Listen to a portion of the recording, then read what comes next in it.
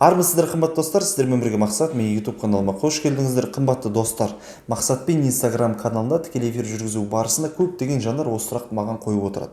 Мақсат мырза, нұрлы жер шаңырақ тікелей брондау бағытында, тікелей брондау, прямой бронирование дейді ғой, сол кезде бірінші орында тұрған адамға неше күн беріледі? Достар, тікелей брондау бағытында нұрлы жер шаңырақта бірінші тұрған адамға 5 жұмыс күні беріледі. Егер ол кісінің өтінім бойынша отбасы банк тарапынан қандай да қосымша құжаттар сұрататын болса, банк тілінде оны доработка дейді.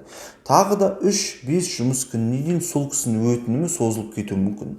Егер мақұлдама алатын болса, сол кісі өтіп кетеді. Егер мақұлдама алмайтын болса, төменде тұрған кісі көтерілетін болады. Достар, сіздер үшін ақпарат пайдалы болды деп ойлаймын. Үлкен өтініш, Мақсатпен YouTube каналына тіркеліп қойсаңыздар, бұл каналда 190-нан астам баспана мәселесіне байланысты сабақтар бар. Әр қазақстандық баспаналы болсын, Мақсатпен мақсатқа.